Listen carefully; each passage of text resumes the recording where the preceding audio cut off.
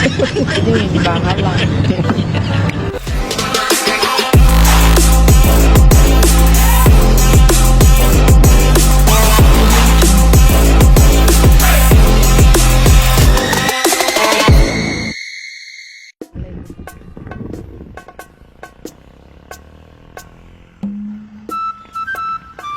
Baligya, mig manok.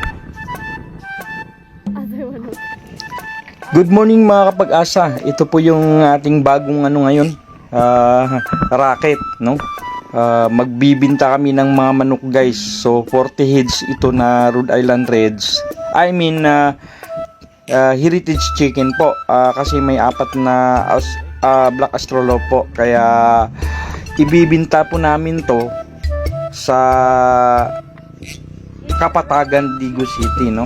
So medyo malayo po to sa bahay namin. So kailangan namin magbiyahe po para marating namin to. Ito si Boss Manasis Gabiula, no? Siya po yung bumili ng ating mga manok. At isa rin po siya sa mga na-inspire po na magmanukan po. So dinagdag niya po yung mga manok natin na ready to lay na po, no? Actually nangingitlog na po yung mga manok na ibininta natin sa kanya. Ang tanong po, bakit po natin ibininta yung Rhode Island Red sa kanya? Kasi bala ko po mag-focus po dun sa patining ng native chicken guys. Kaya bininta po natin yung mga manok sa kanya na mga nangingitlog na po, kasi para sa akin po mas may market sa akin dito sa amin yung pagmamanukan ng native chicken. Kasi pagka magpapatining po tayo ng native chicken is nasa around 90 days naman po pwede na natin i-harvest, no? Unlike nung heritage chicken natin na purely pang-ig lang po talaga siya at kaling, mag-limit na po tayo kapag kakaling na po. So sa ngayon wala pa po kasi tayong market doon. So sa kalagayan ko ngayon na nag-retire na po ako sa corporate world, so wala po akong pwedeng mai-financing dun sa aking mga manok na Rhode Island Red. Kaya doon na lang po muna ako sa native chicken. Kasi yun po yung magbibigay sa akin ng kumbaga fast cycle, economic cycle po, no, ng ating pagmamanukan.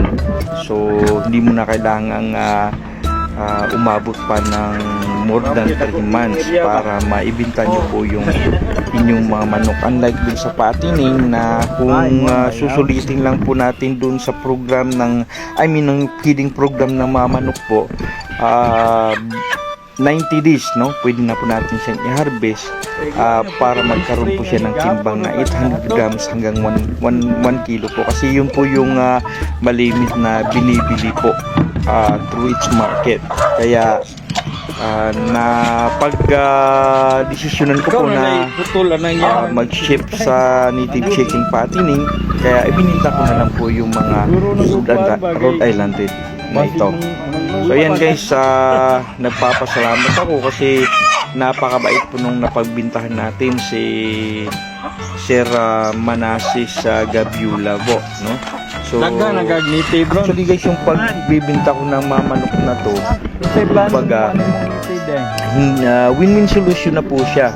Pero para sa akin po, mas nakatipid po si Sir Manasis, kasi yung mga manok natin, ang range po ng pricing talaga kapag hen po is nasa 800 po, at saka yung rooster is nasa 1,000 kapag ganitong mga edad na. Pero nabili niya lang po sa akin ng mura. So bakit natin ibinta ng mura? Hindi naman sa matatawag nating palugi guys, no?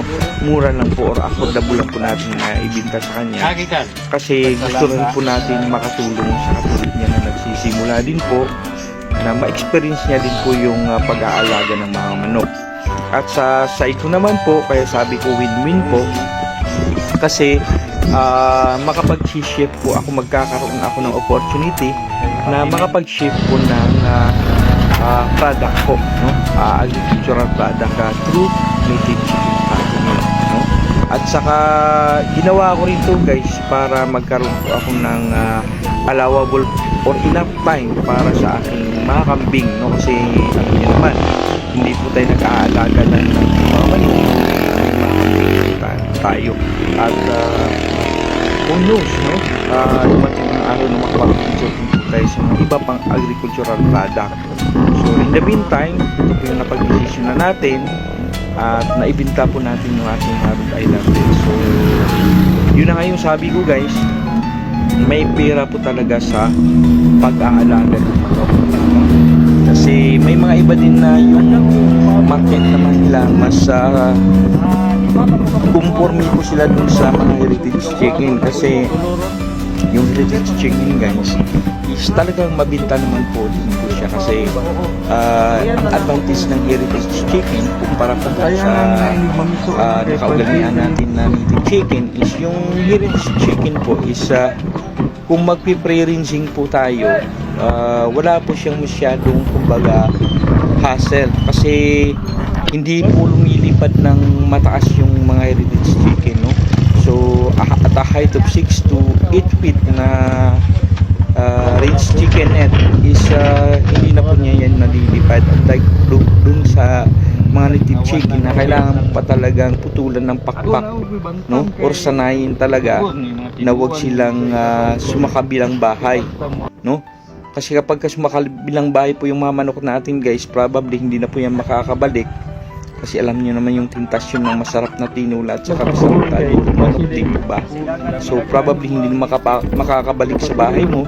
Kaya ang mangyayari niyan is malulugi ka talaga. So you have to ensure to yourself na maprotektahan mo din yung mga manok na hindi sila makalipad sa malayo. So yung ginagawa ko po sa mga native chicken ko po guys is to make it sure kailangan ko talagang putulan ng mapakpak po, no?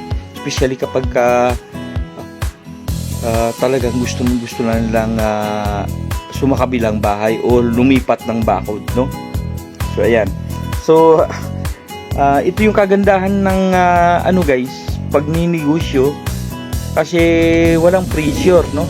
Katulad nito, nung makabinta po kami ng mga manok namin, so kaysa doon kami mag-lunch doon sa kabilang ano, sa bahay po ng bayaw ko, is nag-decide na lang kami ng anak ko na dito na kami mag-lunch sa turo-turong karinderya po, no? So ayan, ito po yung in-order ko. Yung sa akin is piniritong ano po, piniritong tilapia. Yung sa anak ko naman buttered chicken. So ayan, alam nyo guys, ang saya-saya kapag ganito yung nagiging setup nyo. Kasi hawak mo yung oras mo guys, no? Unlike dun sa corporate world na may nagmamanman, may nagmumonitor sa'yo, hindi ka makagalaw ng sarili mong galaw. Kasi kailangan din lang sulitin yung pasulit mo sa'yo. So that makes a situation na parang nandun palagi naon guys at saka Ikaw niyang manok. sa kalagayan ko manok, hindi ba na may medical condition po ako, so hindi na siya bagay sa akin kasi nagkakaroon po ako ng mental stress, no? Kaya minabuti ko na lang po na tumigil na sa pagtatrabaho sa corporate world para magsarili na lang po, kumbaga sabi nga nila self-employed, kasi nasa sa atin naman yun guys, no? Ayan, ito yung bahay po ng bayaw ko dito sa Kapatagan. Diyan sana namin balak ko kumain kanina, kaya lang nakalimutan pala ng anak ko yung susi, no? So hindi kami makapasok guys, kaya ayan, nagkasya na lang kami diyan sa labas na patingin-tingin. So ayan, yung pagninegosyo kasi guys, katulad na lang nito, nag-deliver po kami ng mga manok dun sa pinagbintahan namin at pag uwi namin guys is kasama na yung gala na din, no? So nature lover tayo at sa pag uwi natin meron tayong mga nadadaanan ng mga magagandang tanawin katulad ng magagandang bulubundukin dito sa amin. So ayan, nalilibang na din, no? So napakalaking bagay po ito sa mental health ko po, guys, no? Mas nakaka-recover ako. Sabi nga ng mga experts na when you do not have a your mental health is not actually that healthy, so maapektuhan niyo yung katawan mo din, no? Magkakaroon ka rin ng physical unhealthy body. Kaya ito na yung napakagandang desisyon na nagawa ko sa buhay ko, guys. Nindot yung magnegosyo ta og manok, guys. Wala kay amo nya deliver ta og manok dito ang body sa Patagan. Dala na laag ba, no? It's the right thing to do. The right thing to do.